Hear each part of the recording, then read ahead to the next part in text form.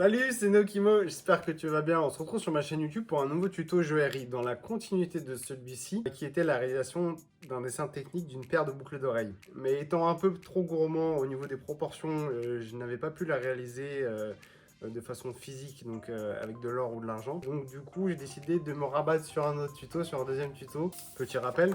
Ceci est un dessin technique, c'est-à-dire que c'est un dessin d'une vue de dessus, de vue de face et vue de côté d'un bijou pour le présenter à un futur client ou une marque qui souhaiterait faire appel à toi pour monter un projet.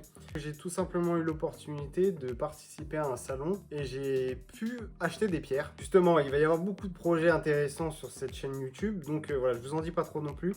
Mais aujourd'hui, on va se focaliser sur une pierre qui est une opale de feu. On connaît aujourd'hui, dans la globalité, ce qui est connu de cette pierre, c'est celle-ci. C'est une, on va dire, la plus connue. L'opale australienne, qui coûte assez cher, on va dire. Et aujourd'hui, je vais vous présenter une opale de feu. Une opale de feu qui vient du Mexique. Elle a plein de reflets de différentes couleurs. Aujourd'hui, voilà, petit tuto dessin technique de ce futur bijou, de cette future bague avec cette pierre. Et dans un second temps, j'aimerais réaliser un gouaché, donc la mise au propre, la mise en couleur de ce dessin technique grâce à l'aide de peinture, donc de la gouache. Et dans un troisième temps, j'aimerais réaliser ce même gouaché à la tablette, de l'améliorer un peu, de le pousser un peu plus pour que ça soit beaucoup plus abouti grâce à la numérisation. Je te laisse avec ce petit tuto et je te dis à tout de suite pour te montrer les pierres que j'ai achetées.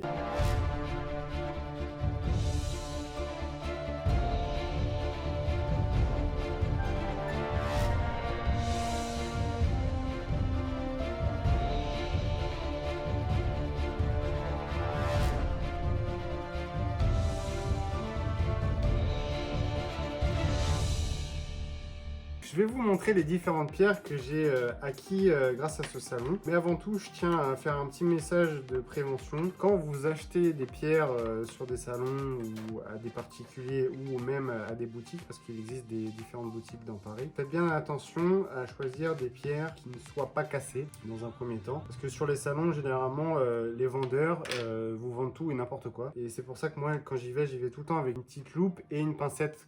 Et j'ouvre toujours les boîtes parce qu'on peut vous vendre des pierres qui soient totalement cassées ou qui soient collées, ça arrive, qui soient réparées à la colle. Et donc du coup voilà, c'est très important pour moi je trouve pour pas que vous fassiez avoir. Et dans un second temps, ce que je fais attention moi, c'est de bien parler avec le vendeur, de lui demander d'où viennent les pierres, voilà. Dans un premier temps, on va partir sur 3 petits grenats. On a 3 tailles différentes. Quand je parle de taille, je parle pas de grosseur ou de grosseur. Non, je parle de coupe. Mais on appelle ça une taille en joaillerie. Là, nous sommes sur une taille ronde, donc on peut appeler aussi brillant, c'est le terme technique. Là, on est sur une taille carrée, et là, on est sur une taille émeraude. Taille émeraude, c'est particulier, c'est propre à l'émeraude, mais aujourd'hui, on peut avoir toutes les pierres qui peuvent être taillées de façon émeraude. Donc voilà, là on est sur 3 petits grenats verts, de couleur verte, parce qu'on peut avoir des grenats de différentes couleurs, je vous mets un exemple juste ici. Donc voilà, on commence par ces 3 petits grenats. Dans un second temps, une émeraude. Voilà, comme je vous disais là tout à l'heure, la taille émeraude, vous voyez, bah, c'est la même taille en fait. Que l'émeraude là, elle est beaucoup plus grosse. Alors, juste une émeraude, ça peut coûter très très cher. Ça dépend en fait de plein de choses, d'où elle provient. Je sais que les émeraudes les plus chères du monde, ce sont les émeraudes de Colombie, parce qu'elles ont un vert très éclatant. On dirait de la kryptonite. Voilà, je vous en mets juste ici, pour ceux qui ont la ref. Et donc du coup, voilà, cette petite émeraude que j'ai pu obtenir, je la trouve assez sympathique. Elle a un verre d'eau, j'appelle ça un verre d'eau, mais c'est un verre pas très prononcé non plus, mais qui reste quand même joli. Ensuite, 2 apatites avec 2 couleurs différentes. Donc il y en a une qui se trouve être plus bleue, ce qui se trouve être celle-ci, et l'autre qui est plus pareil, qui se tourne vers l'émeraude, vert d'eau un peu, tu vois. Elles sont magnifiques, je trouve. Et pareil, ça, en termes de projet, ça va être assez cool à faire. Je pense les réaliser en bague aussi, ça peut être très joli, 2 petites bagues. Celle-ci, que je dise pas de bêtises, elle vient de Madagascar. Ensuite, on va partir sur un petit saphir couleur lavande, que je trouve être très joli aussi. J'ai un peu flashé dessus au salon. Très très petit par contre, parce que si vous voyez, si je mets mon petit doigt juste à côté. Voilà, ça peut être très intéressant aussi à faire en pendentif. Très élégant, très épuré, très joli. Voilà, un petit saphir du Sri Lanka. Et là, on touche au gratin, parce que pour moi, c'est mes petits coups de cœur, les trois là. Dans un premier temps, on va passer sur celle-ci. Alors, il faut savoir qu'il y a un truc qui est très dur à trouver pour un bijoutier joaillier, c'est l'appairage, c'est-à-dire trouver deux pierres de la même taille, donc de la même coupe, et qui soient proportionnelles en termes de carats. Carats, justement, c'est même diamètre, voilà, c'est ça que je cherchais. Qu'ils soient de même diamètre et de même couleur, c'est ça aussi le plus dur. Le plus dur de tout, c'est les mêmes couleurs. Et petite anecdote, entre celle-ci et celle qui arrive juste après, j'ai trouvé une pierre à l'autre bout du salon et sa jumelle à l'autre bout. On va dire c'est un coup de chance. Donc je me suis dit bah faut que je les prenne parce que c'est tellement rare. Pareil pour celle-ci. C'était une petite vendeuse toulousaine qui me les a vendues les deux sur son étalage. Mais pareil, les deux n'étaient pas dans la même boîte. Elles étaient toutes les deux éparpillées sur son étalage. Donc voilà, et c'est la même vendeuse qui m'a vendu ce petit saphir lavande. Pareil, de saphir du Sri Lanka avec deux couleurs incroyables. Là, on est plus sur du rose et ici plus sur du pourpre. Et voilà, je les trouve magnifiques. Et celles-là, bon, je suis désolé, je les garde. Elles sont pour moi, pour un projet perso. Et on arrive au clou du spectacle sur celle-là. Petit bijou, ma petite opale de feu. Bon, on la voit pas très bien, je vais essayer de la sortir.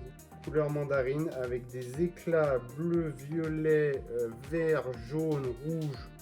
Donc voilà la pierre que je vais prendre aujourd'hui pour ce petit tuto. On va juste prendre les codes de la pierre pour avoir justement, comme je vous disais, être le plus fidèle possible sur le dessin technique. On repart sur les mêmes bases que le tuto de la réalisation du dessin technique des paires de boucles d'oreilles. Petit patron avec les différentes tailles de diamètre de pierre. C'est assez cool et pratique. Ce petit bloc de feuilles car il permet à la fois d'utiliser du crayon à papier, du feutre et de la peinture. Pour les bases aussi, on part sur du crayon à papier. Là, on part sur du HB qui, on va dire, est le classique des crayons à papier. Ni trop gras, ni trop fin. Il manque un truc. La base des bases.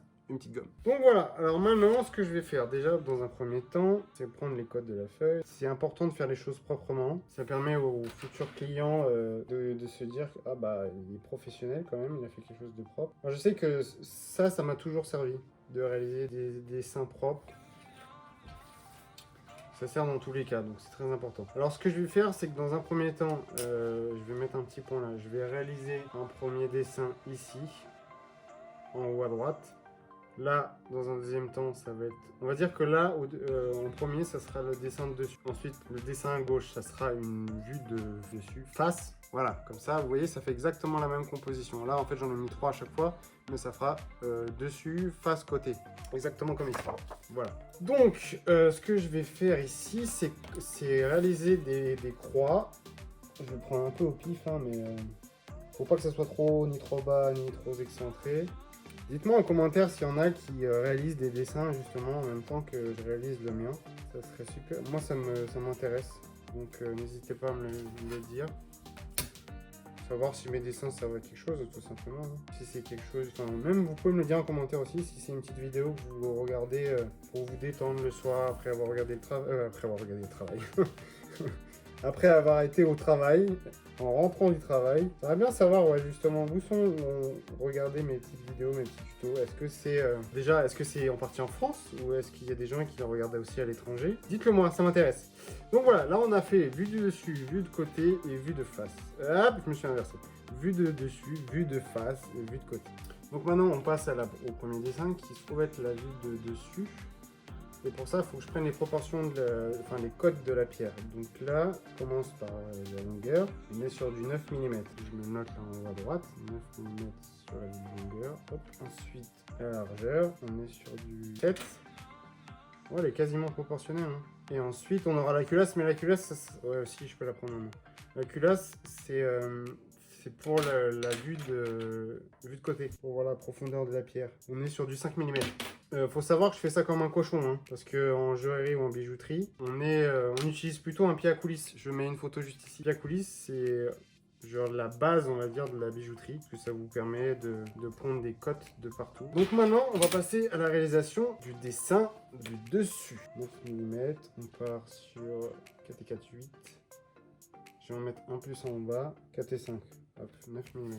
J'ai mis 1 mm de plus vers le bas, comme ça au moment on a la totalité de la pierre. Ensuite, on est sur du 7 mm de largeur. Bah, on va faire 6. Faites que je dis, dites et faites pas ce que... Non, je sais plus comment on dit. Voilà, donc là on a, vous voyez, c'est au niveau du dessin, c'est relativement petit, mais c'est les cotes, les vraies cotes de la pierre. Ensuite, je prends justement le gabarit pour faire le début du cercle de part et d'autre. On a vraiment la base de la pierre, vous voyez. Comme ça, comme une petite cuvette. Et ensuite, je viens rejoindre les bouts. Voilà, là on a une belle pierre ovale. Ah oui, parce que ça, je sais pas si je vous l'ai dit, mais bon, vous avez pu le deviner avec les cotes, mais elle est ovale, elle est pas ronde. Alors, cette belle opale de feu, j'aimerais la faire entourer de diamants. De faire un espèce de pavage. Petit dessin, petite photo d'un pavage. Pavage, c'est plein de diamants qui sont collés les uns aux autres. Un pavage, ça peut être très joli avec la couleur brillante d'un diamant. Avec la couleur orangée, orangeâtre de cette belle pierre. Voilà, je pense que ça peut être quelque chose de très très joli. Je vais dessiner les principaux diamants aux 4 coins, là où j'ai mis ma croix. Voilà. Donc il y en a 4. Donc on va en dessiner 6 à chaque fois. 1, 2, 1. Voilà notre pavage. Ensuite on redessine un autre liseré tout autour parce que ce pavage sont des petits diamants qui sont incrustés dans un pourtour d'or. Et forcément, des pierres, quand elles sont serties en pavage, il y a un liseré tout autour. Ça, c'est une règle, on ne peut pas faire autrement, sinon les pierres tomberaient. C'est un dessin assez basique, hein, j'ai pas fait de fioriture ou quoi que ce soit, mais c'est, je trouve, ce qui mettrait le plus en valeur la pierre, l'opale de feu. C'est un dessin basique, mais de toute façon, des fois, ce qui est basique est ce qui est plus joli, je trouve. Pas besoin de faire beaucoup d'extravagance. Alors ce que je vais dessiner aussi, ce qui est important, c'est les différentes facettes de l'opale. Parce que là on a juste un ovale mais c'est pas très joli. Donc du coup ce que je fais c'est que je redessine 4 traits pour au final avoir 8 traits au centre de la pierre. Et là, de part et d'autre de ces 2 traits que je viens de redessiner, je fais une espèce de... comme une parenthèse. Voilà, hop. Parenthèse de l'autre côté, parenthèse au-dessus. Et parenthèse en dessous. On a comme un carré ou un rectangle. Voilà. Ensuite, je repars des 2 traits de la croix que j'avais fait au début. Et au final, on aura les facettes. Les facettes vont se dessiner toutes seules. Voilà, là on a quasiment la totalité de la vue dessus. Ensuite, il faut dessiner par contre le corps de bague. Alors le corps de bague, comme je l'avais dessiné ici, vous voyez, ce sont des espèces de petits carrés sur les côtés. Mais vu que je veux faire une bague un peu différente, je vais faire un corps de bague séparé en 2. Voilà, on peut voir, comme le V de Churchill. En gros, imaginons qu'on a, je prends un exemple avec cette gomme, imaginons qu'on a l'opale qui se trouve ici, voilà comme ça, la vue que vous avez là, la vue de dessus. Au lieu d'avoir un corps de bague centrique qui soit voilà, tout simple, basique, moi j'ai décidé de séparer et qu'au final il soit rattaché des 2 côtés de l'opale. Donc les 4 petits traits que j'ai dessinés représentent l'endroit où vont être positionnés la fourche du corps de bague. Ces 2 petits traits, enfin ces 2 petits traits. Là vous voyez mes gros doigts, mes gros knackis, et ben en gros ça sera ça. Et au final le corps de bague, pour pas qu'il soit trop long non plus, je reprends juste les codes de mon ancien schéma. Voilà, 5 mm de longueur vue du dessus. Voilà, donc là, les 2 traits que j'ai mis ici, ce sera les extrémités du corps de bague. Et je vais rejoindre les 2 petits traits que j'avais fait auparavant sur la bague. Je vais venir les rejoindre de façon pareille. Je dis à chaque fois, c'est que des espèces d'images que j'ai en tête, comme des parenthèses. Mais avant, c'est plein de petites étapes. Hein. Je vais prendre comme épaisseur 3 mm. Non, on va dire 4, non 3. 2 mm. 2 et 2, comme ça fera 4 mm. 4 mm d'épaisseur du corps de bague. Ce qui est pas mal. Ça peut être affiné quand même. Hein. 4 mm, c'est vachement costaud, je trouve. Et de là, comme je disais, je viens lier le petit trait qui se trouve ici à mon bout de trait que j'ai construit juste avant. Pareil de l'autre côté. Je fais toujours de part et d'autre, tout simplement, c'est pour avoir une belle symétrie. Quand on réalise un corps de bague en joaillerie, quand on réalise des arêtes vives, déjà d'une, c'est désagréable quand on porte le bijou. De 2, on peut se faire mal en se piquant, en se raflant, on peut se griffer. Et de 3, c'est déjà arrivé, bon, c'est pas très sexy, mais c'est déjà arrivé qu'il y ait des gens qui s'arrachent la peau en fait. Par exemple, vous voyez, je prends l'exemple d'une chevalière ou d'une bague toute simple qu'on aurait au doigt. On a toujours le pourtour du corps de bague qui est arrondi. Parce que si jamais hop, je m'accroche dans une grille de jardin ou peu importe, que la grille vient se coincer dans la bague, que je tire très fort, flac, il y a toute la peau du doigt, même le doigt qui peut être coupé. Donc voilà, c'est pas très... Voilà, vous m'avez compris. Et ensuite, donc du coup, je viens arrondir les angles. Et vu que là, on est quand même sur un blocos et que j'ai dit que je le faisais en fourche, je viens les joindre... Ouais, on va faire un petit V, là. Je viens les joindre au milieu, là. Et si on veut être encore plus créatif, on peut rajouter des pierres... Là, à ce niveau-là, au niveau des deux fourches. En termes de créativité, c'est qu'on est assez libre. Donc voilà, vue du dessus, maintenant on passe sur la vue de côté. Donc là, hop, on repart sur les côtes de la pierre. Les côtes de la pierre, on avait dit en termes de culasse 5 mm, qui est assez énorme. Mais quand on parle de 5 mm, on parle à la fois de la culasse, mais aussi de la table. La table, c'est ce qui est sur le dessus de la... C'est le dessus de la pierre, en fait. Pourquoi je vous montre ça? On s'en fout. Hop, ensuite, donc on a dit 7 mm de longueur, 9 pardon, donc on avait fait quoi? On a fait 5 et 4, ouais c'est ça. Et donc maintenant, je vais rejoindre ma culasse. Ah, c'est beaucoup quand même 5 mm. Hein. Mais avant de faire ça, j'ai oublié de prendre une cote. Parce qu'il faut vraiment prendre toutes les cotes de la pierre. Et j'ai oublié de prendre la cote entre la table et le feuilletis. Le feuilletis, je vous mets un exemple juste là. C'est le pourtour de la pierre. 3 mm. 3 mm de cote entre la table et le feuilletis. Voilà, donc là, on joint notre table à notre feuilletis. Et voilà, là, je vois, ça y est. Là, j'ai ma pierre. Hop, je rejoins le feuilletis à la culasse, au bas de la culasse. Hop, sacrée culasse quand même cette pierre. Hein. Fidèle aux proportions. Et ensuite, voilà, maintenant, on va créer les facettes. Bon, je ne vais pas le faire parce qu'elle est trop petite. Mais normalement, on aurait fait des facettes. Comme j'ai fait juste... Non, je l'ai même pas fait. Non, en fait, on fait pas de facettes sur la vue de côté. Maintenant, donc, on a la pierre principale. On va dessiner, comme je disais tout à l'heure, le petit liseré de métal qui vient autour. Donc, je laisse juste le feuilletis apparent. Il faut dessiner les griffes, ça, c'est super important. Les griffes qui viennent donc sertir la pierre. On dessine comme deux petits boudins. Deux petits boudins sur le côté comme ça. Et je viens de me souvenir d'un truc. J'avais eu comme commentaire sur ma première vidéo pour le dessin technique des boucles d'oreilles. Je m'étais trompé au niveau des griffes. Et bah là, je vais essayer de bien les faire. Une griffe sur le côté et une griffe sur le derrière. Mais vu qu'on la voit pas, et bah, je n'ai pas à la dessiner. Là, ce que j'ai dessiné, c'est la sertissure, le chaton. Avec la ceinture du chaton. Et ensuite, on a tout en dessous le petit anneau de la sertissure. Voilà. Et on rejoint la griffe en bas. Voilà, là on a la pierre qui est sertie en totalité. Ensuite, on rajoute le pavage. C'est là que le pavage intervient. Je vous fais des espèces de petits demi-ronds sur les côtés. Comme ça, on voit que ce sont des pierres qui viennent juste là. Avec la ceinture en métal. Et alors, le tour de doigt qui permet de déterminer quelle taille va faire le corps de bague. Et on va partir sur un 54 qui est la taille de base, on va dire, chez les femmes. Non, 54, je dis des bêtises, 52. Je vous mets la taille basique pour les femmes et la taille basique pour les hommes. On part sur cette taille-là. Hop, donc on dessine le corps de bague. Le corps de bague, je vais vraiment l'arrêter, vous allez voir sur le dessin, pile au niveau de... Je vais m'arrêter au niveau de la ceinture. La ceinture... non. Trop de termes techniques, je m'arrête au bas de la culasse. Voilà. Et je vais pas le fermer totalement, le cercle du corps de bague. Comme ça, je vais pouvoir lier le corps de bague et la fourche de façon esthétique. Voilà, vous voyez, ça fait un demi-rond, enfin un trois quarts de rond plutôt, qui est l'intérieur. Et maintenant, on va faire l'extérieur. Et l'extérieur, alors, que je vous ai expliqué un truc. Quand on dessine un corps de bague, on ne fait jamais deux cercles les uns au-dessus des autres comme ça, proportionnellement.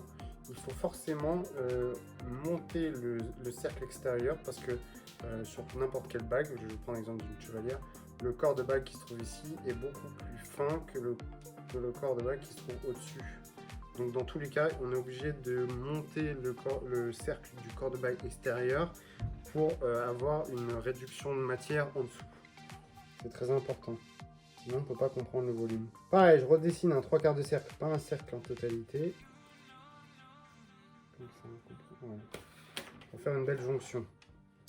Donc voilà, maintenant je reprends mes deux traits de fourche pour les faire continuer au niveau de mon arc de cercle extérieur. Je check un peu hein, parce que j'espère que Déjà, j'espère qu'on voit pas ma grosse tête. On va parler de mise à jour, parce que je sais ce que c'est une mise à jour à 100%. Voilà une mise à jour. C'est ce qui permet justement, comme son nom l'indique, de faire passer le jour pour qu'il y ait une couleur incroyable au niveau de la pierre, pour laisser passer toutes les belles couleurs de la pierre. Et en gros, voilà, je vous la fabrique vite fait. On va mieux comprendre le volume, parce que sinon, ça sera incompréhensible. Ensuite, je vais dessiner ma fourche. On va lui faire quand même un motif extérieur, on va pas faire ça comme ça. Voilà, je reprends juste mon cercle, comme ça me fera un patron pour mieux dessiner mes deux fourches. Clac, clac. Comme ça on aura un petit triangle qui fera on va enlever de la matière en fait. Parce que aussi c'est bien d'avoir des corps qui ne soient pas trop chargés. Et voilà. C'est un modèle assez simple, on va dire. J'espère que vraiment vous comprendrez mon dessin. Il faut savoir que ça, c'est une de mes particularités aussi. C'est cette petite mise à jour que j'avais déjà réalisée sur ce modèle-là, la bague Marguerite, que j'avais réalisée pour un de mes proches. Je trouve ça assez esthétique et ça me permet vraiment de laisser passer énormément de lumière. Et les pierres que je demande de faire sortir, à chaque fois, je suis étonné du fait qu'il y ait beaucoup de lumière justement qui passe. Ça les rend juste pétillantes. Alors, vue du dessus, vue de face, vue de côté maintenant, c'est un peu plus simple, vue de côté. La vue de côté, on reprend toujours, c'est toujours la même chose, on reprend les côtes de la pierre, donc on est sur du 7 mm de... Là, on va pas voir la longueur parce que là on est plus sur de la largeur vu qu'on est de côté. Ensuite, comme on avait dit, on est obligé de tracer le feuilletis. Le feuilletis qui est pas du tout épais, et les épais, hop, on fait sur 3 mm. Allez, les voisins qui passent la tondeuse. Incroyable, merci. Désolé, ça fait 15 fois que je refais cette vidéo, je vais pas la recommencer. Hop, on a notre feuilletis, le petit feuilletis comme ça. Ensuite, maintenant, on arrive à la culasse. Donc, on avait dit que la culasse, ça faisait, je crois que je l'ai noté tout à l'heure. Ouais, 5 mm, c'est ça. Alors, il faut savoir quand même que 5 mm, depuis tout à l'heure, je suis étonné, mais ça arrive. Malheureusement ça arrive et c'est pas vraiment une aubaine pour nous les joailliers parce que on est obligé de faire des chatons assez mastoc. C'est pas ce qu'il y a de plus esthétique. Là vu qu'on est de côté, bah je peux dessiner, non je peux pas, toujours pas. Je vais dire les facettes, mais non. J'espère d'ailleurs qu'il y aura d'autres joailliers qui voient cette vidéo. Comme ça vous pourrez me dire ce qui va, ce qui ne va pas. Et je suis preneur de toute critique, qu'elle soit constructive, pour pouvoir m'améliorer. Voilà. Ensuite, je redessine... Alors la ceinture, ah c'est peut-être la batte, ça m'est revenu en tête, la batte. Je pense que c'est la batte, ouais. Non peut-être pas, je sais pas, j'arrive pas, je vais savoir. On passe 3 heures à tourner une vidéo. Au bout d'un moment le cerveau, il pète des câbles. Et le mien en ce moment il est en train de se déconnecter total. J'espère que ça sera pas juste dégueulasse pour vous à écouter et à regarder. Voilà, donc on a notre feuilletis par laquelle on va rajouter par-dessus notre ceinture. Voilà, on voit bien la ceinture, les griffes, la batte. On est bien. Ensuite, on rajoute le pavage. En fait, en gros, entre la vue de côté et la vue de face, il n'y a pas une grande différence. Si ce n'est que l'épaisseur du... allez, la tondeuse. L'épaisseur du corps de bague est beaucoup plus fine vue de côté. C'est la petite différence. On dessine l'épaisseur du métal. Et ensuite, on voit encore... je fais une vision parallèle dans mon esprit. Tac, tac. Ouais, on revoit la fourche. Ça pourrait être embêtant parce qu'elle pourrait venir cacher la totalité de mon truc. On a notre pavage qui vient tout cacher. Là, on reprend ces côtes-là. Les côtes qui sont les plus importants. 1, 2, 3, 1, 2, 3, ok. 6 mm d'épaisseur. En termes de grandeur entre la culasse de la pierre et le bout du corps de bague, on est sur du 2,1. 2 cm et demi. Enfin, 2 cm,1. Et ensuite, et ben là, c'est à déterminer parce que ça peut être au pif. Mais j'aime bien, moi, terminer généralement, vous voyez, comme ici, assez épais sur le dessus et terminer assez fin, vraiment, à la base. C'est plus esthétique, je trouve. Je pars sur du 4 mm. Pareil que j'arrondis parce que c'est jamais droit, comme je vous expliquais tout à l'heure. Sinon, on se retrouve avec un coupe-doigt. Ouais, non, c'est énorme. Hein. Excusez-moi, on recommence. On va pas partir sur du 4 mm, mais sur du 2 au total, donc 1 mm de chaque côté. Je vais faire une grosse bêtise. Ouh là là. Ouh là là. 1 mm, 1 mm, ouais. Là, ouais. Petit souci de volume quand même, hein. En haut, on peut faire le double, tout simplement parce que pour qu'il y ait une belle transition entre les 2 mm du corps de bague, du bas du corps de bague à la pierre qui se trouve là-haut avec la ceinture ainsi de suite, il faut forcément qu'il y ait une transition. Sinon, on se retrouve avec des volumes qui se construisent n'importe comment. Et là, donc du coup, comme je vous disais tout à l'heure, j'appelle ça une embouchure de fourche, mais vous l'appelez comme vous voulez, hein.